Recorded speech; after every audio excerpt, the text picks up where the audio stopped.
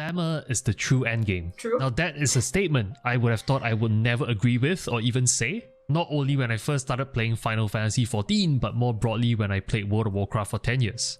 I feel absolutely the same way, as I used to main Feral Druid in WoW, and it was just so wild to me that people actually think about what they're wearing. And look at my character now. Like, I changed my hair, my glamour, and everything so much, and I enjoy every bit of it. It's so fun. I was never a true believer that endgame content can be centered around how your character looks in-game. And if you don't believe me, you can go back and look at my old WoW videos on this channel. I will challenge you to find me wearing varying outfits for the same character. And yet, fast forward to today, I strangely catch myself saying that Glamour is the true endgame quite a fair bit, especially with friends and when I'm streaming, and I actually mean it. I spent last Friday's stream spending 4 hours coming up with new Glamour sets for Potato Chan's Endwalker outfit here, and as you can see from the right, she's pretty excited to be starring in Endwalker's footage for this channel real soon. But the even crazier thing is, for the 4 hours I was picking outfits for Potato Chan, there were hundreds of you picking out Glamour alongside me, and this is not even a character that you play. I never really thought about how my perspective changed so drastically. It's almost as though Final Fantasy XIV reeled me in unconsciously with regards to the Glamour endgame. And maybe this is how being tempered by primals actually feel. My perspective towards character customization and aesthetics has changed so drastically in 5 months since I started playing Final Fantasy XIV. I'm almost shocked to see the change now that I look back on hindsight. When I first started the game, just like anyone else, I was thoroughly enjoying the MSQs. But me too, and I remember when I went to the Gold Saucer first time, I was leveling my Pally, right, and I was level 20 something, and I entered the Triple Triad tournament, and I wear this metal trash can outfit, and my chat is disgusted. They're like, "Are you sure that's how you want to go into a cutscene?" And I'm like, what? What are you talking about? It's not a cutscene. It's just me entering a stupid tournament. Like, what are you talking about? Well, I never said stupid tournament. I love card game tournaments, but it didn't really seem quite important for me to be well dressed. I went to that video recently, and I'm burying my face in my hands as I'm watching, and just I don't know. It wasn't good. Nope. Back of my mind, I knew that when I hit max level, I was looking to approach it like World of Warcraft. I want to dive deep into the endgame of PvE raids. I want to focus on min-maxing the endgame PvE content, because that's what I love to do in WoW. And that was what my content was about. Basically educational guides on how to min-max at endgame. And I always thought in Final Fantasy XIV it would be the same path for me. And so I eventually went on to clear the current Savage raid tiers, as well as the Ultima weapon fight. But you know, the crazy thing is, I am actually more deeply drawn to the casual side of the game. And don't get me wrong, when Endwalker rolls around, I will definitely check out the new raids. But I no longer place much emphasis on min-maxing and being the front runners of any difficult content, unlike in World of Warcraft. To me, what's really fun is actually discovering the side content, because the side content gives you these things like emotes, like minions, like glamour, and everything that you can use to actually express your character out in the open world. It's not just knowing the story and these little quests and doing these things that no one does. It's being more free to show who you are in the world, and it's so cool.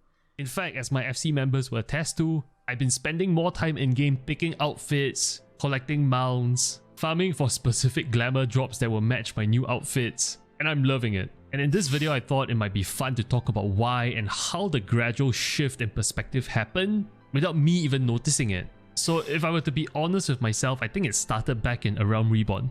If you followed my playthrough on this YouTube channel, you will remember in one of my first few episodes, I commented on how amazing it is that the game actually in real time renders your character for cutscenes, taking into account the time of the day and the weather, instead of just simply playing you a pre-rendered cutscene, which is something I'm more used to in previous games. And it is at this very moment is where the true tempering by the Glamour primal started, without me even knowing it. It's easy to see it now with hindsight, but back then, subconsciously, I think what was really keeping me hooked to the MSQs was actually my characterization via the Warrior of Light. Specifically Potato Chan to the right here, which started off as an affectionate nickname the comment section bestowed on my Lalafell in the very first episode of my playthrough. Without knowing it back then, I actually started to see Potato-chan as a way to express myself in a brand new living and breathing world away from reality. I saw Potato-chan as a way to represent what I truly want to be in life, but was unable to achieve in real life. People who know me outside of the game know that I'm a very worrisome individual, and I will obsess about the tiniest of details around the goals I like to achieve. I used to be so stressed about grades in college, I developed sleeping disorders. But as I grow older, I definitely got way better at managing stress, but that competitive fire in me to push myself to do better has never gone away. And there's a part of me that knows that sometimes I should probably live life a little and be less harsh on myself, which is why thinking back to the character creation screen, I was initially selecting a here female, because that's my default go-to race in World of Warcraft, human females. But when I moused over the Lalafell option, you could see I almost instinctively picked the Lalafell within seconds. I never gave it too much thought until now, and the reason why I picked my Lalafell was because I truly believed it sparked joy.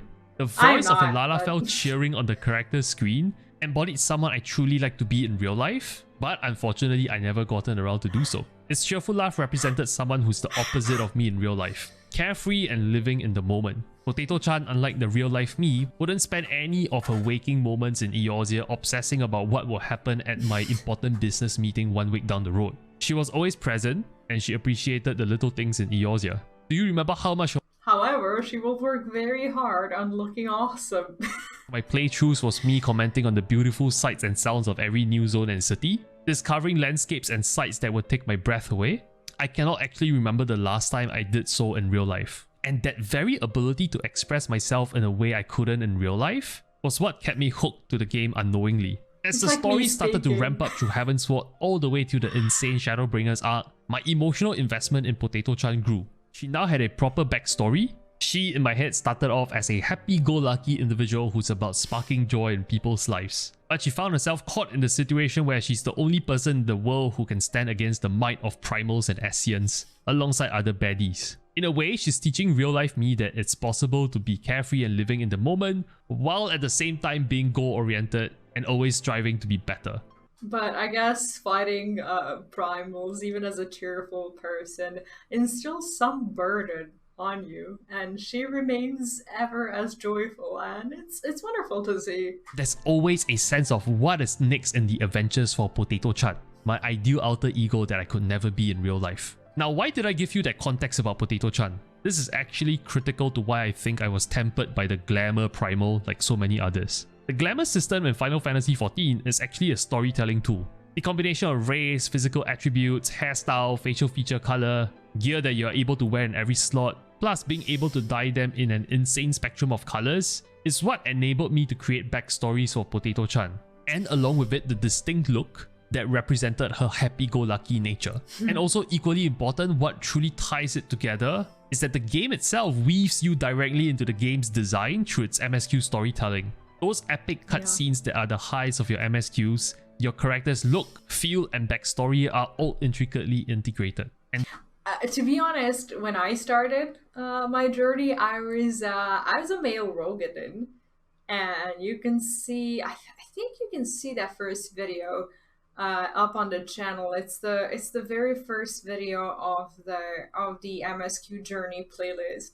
I started, and once I realized how many cutscenes there will be in where my character will be there, I just realized that no matter how much I wanted to play the biggest possible race in the game, that just wasn't me. So I still wanted to play a big character, so I still went for Rogadin, but I chose female because I felt like I will be able to connect with her more.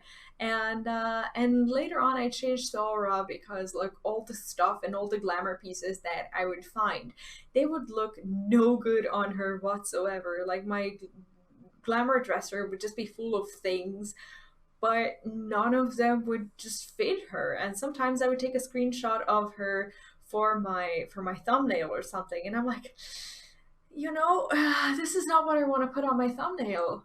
It's just not, I don't know, like it's really shallow. But I really wanted her to look better, so I fantasiaed myself into Aura, and I fell in love with auras, and I am not looking back. Those moments are moments you won't forget in your video game career, and it is that image of your Warrior of Light that anchors you to those precious memories that you will carry to your deathbed. I know I sure will. The Glamour system in Final Fantasy XIV allows for a mind-blowing amount of aesthetic combinations. And by allowing you to customize the tiniest of details about your character, it really strengthens the linkage between your character and the player. As you can see in this video, Potato Chan's endgame glamour is always centered around bright colors and visually uplifting color schemes. That reflects her joyful nature, and I can't create these shoes. outfits without the dye system in-game. And that's one of the biggest things I appreciate about the glamour system in the game. I think the reason why most people feel more attached, well, WoW refugees, let's call them like that, I guess for the sake of the story, they feel more attached to their Final Fantasy XIV characters is because it's not a characters. I said it wrong. It's a character. Because of having no alts, it just feels like you alone as a single character can be anything you want, and that's just so great about it. Like if you want to be if you want to look different, whoop, you just change to a another job, and you have a different, like a glamour plate or something, and you suddenly look completely different. You don't have to jump onto another character, and you don't split your personality, your gaming alter ego into 18. You keep it in one, and you still get to be whoever you want to be. That's why I've been spending so much time recently picking the precise look for her in Endwalker. I never really understood why, since I never really bothered about how I looked in real life or video games before. But at this very moment in this timeline, I finally understood why. Potato Chan, without me knowing it, has already become a natural extension of my real life self. A warrior of light which I aspire to be, someone who's able to live carefree in the moment, but also perfectly balances it with the pursuits of personal goals and ambitions. And the glamour system is what allows me to express that ideal version of myself. And that is what's keeping me anchored in the game. Same. I know this isn't like my usual videos, this is a more introspective one, but I figured it's worth sharing my thoughts, and I would love to hear what you think. Is glamour the true endgame for you? And if anything, at least this video reminded you to start thinking about your Warrior of Light's glamour for Endwalker. Speaking about Endwalker, we are all in the waiting room for Endwalker, and yes, it's agonizing, but I'll do my utmost best to make it more bearable with the videos on this channel. So make sure you hit that subscribe button. Potato Chan and I will keep you entertained as we ride to the coming of an end. A big shout out to my Patreon subscribers, thanks for keeping my channel alive, and a big thank you to you for watching this video. Have a great day, I'll see you soon. That was a good video. I really enjoyed that because it really, kind of the way he spoke about it, he basically said everything that I would want to say about my character and more. And it was just crazy to see how many people feel the same way in this game, and I freaking love it.